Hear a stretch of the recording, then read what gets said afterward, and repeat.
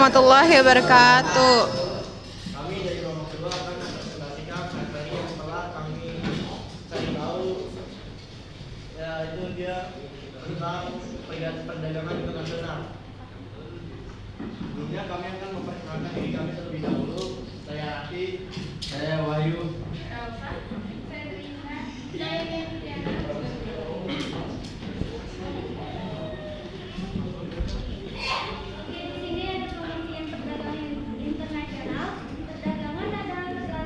Kegiatan dalam menjual dan membeli barang atau jasa di suatu tempat yang di sana terjadi keseimbangan antara upah permintaan dengan penawaran pada satu sisi yang biasa dikenal dengan nama titik equilibrium. Selanjutnya, manfaat dari perdagangan internasional. Yang pertama adalah peningkatan kesejahteraan. Melalui perdagangan internasional, negara dapat memproduksi barang dan jasa yang lebih efisien sehingga meningkatkan kesejahteraan masyarakat. Yang kedua, pengembangan ekonomi. Perdagangan internasional mendorong pertumbuhan ekonomi melalui investasi asing langsung, transfer teknologi dan perluasan pasar. Selanjutnya, stabilitas ekonomi. Perdagangan internasional dapat membantu menstabilkan harga domestik dan mengurangi dampak fluktuasi ekonomi. Dan yang terakhir, keragaman produk.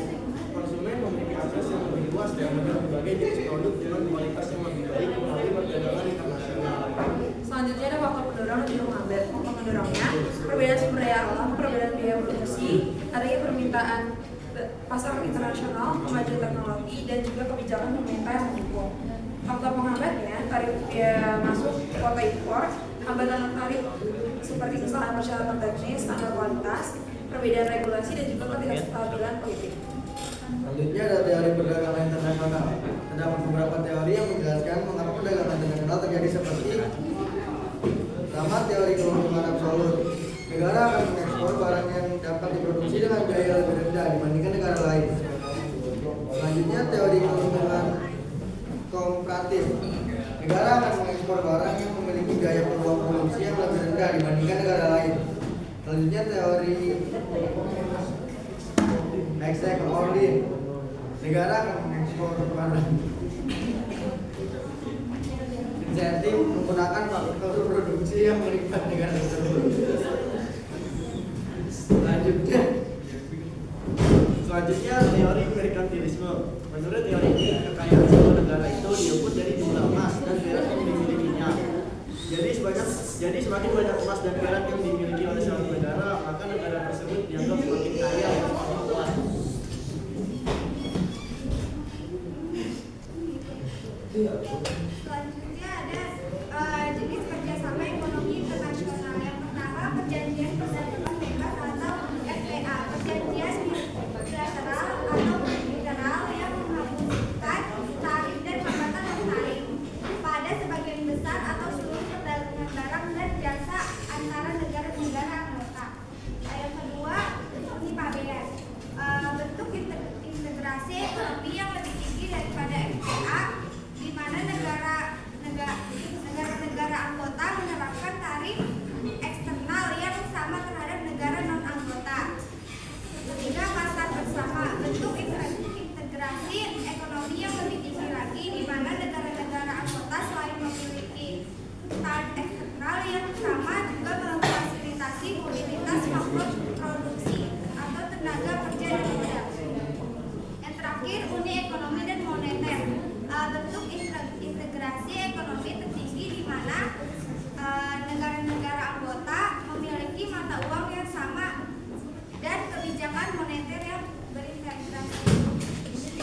Selanjutnya ada upaya pemerintahan dalam mendorong perdagangan internasional. Yang pertama, memudahkan birokrasi, menyederhanakan proses perizinan dan birokrasi, serta menyediakan layanan terpadu untuk memudahkan pelaku usaha. Yang kedua, dukungan keuangan, memberikan fasilitas kredit, asuransi ekspor, dan subsidi untuk mengurangi biaya produksi dan risiko bisnis. Yang ketiga, ada promosi dan informasi, melakukan promosi produk dalam negeri, menyelenggarakan misi dagang, dan menyediakan informasi pasar yang akurat.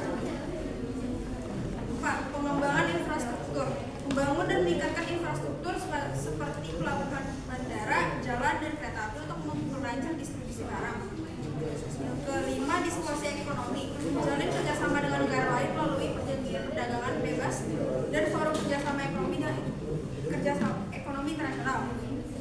terakhir, pengembangan sumber daya manusia, memberikan pendidikan dan pelatihan kepada pelaku usaha serta menyediakan bisnis. Selanjutnya ada dampak tentang kebijakan perdagangan. Dampak positifnya mendorong pertumbuhan ekonomi, meningkatkan efisiensi produk dan memperluas bidang konsumen.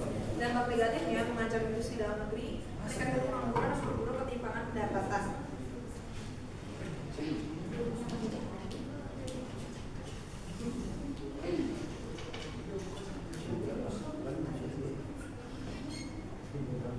Tujuan utama dari upaya-upaya tersebut adalah meningkatkan daya saing produk dan mendorong diversifikasi ekspor, menciptakan lapangan kerja, mendukung pertumbuhan ekonomi nasional.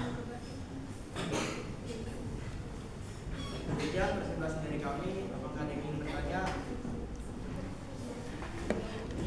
Nah, maksimal sampai babak 1 ya.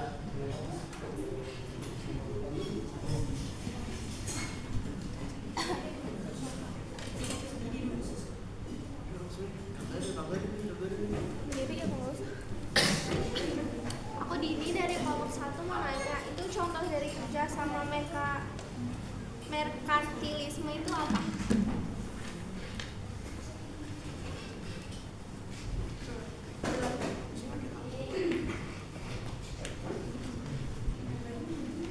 Ada lagi yang mau bertanya? Pertanyaannya kami sambung dulu ya. Gimana tadi punanya? Bangun aja dah. Dari kerjasama liberal. Contoh dari kerjasama liberal. Contoh dari kerjasama liberal.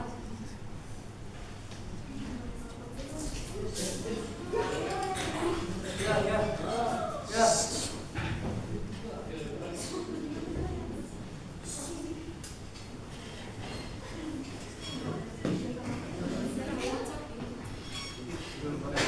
Menjawab pertanyaan ini, contoh merkantilisme itu adalah data manajemen Belanda Nusantara VOC yang merupakan perkumpulan dagang yang merupakan untuk berfungsi menentukan monopoli perdagangan terutama akomodasi milik Belanda. Itu contoh merkantilisme yang ada di Indonesia. Oke, makasih.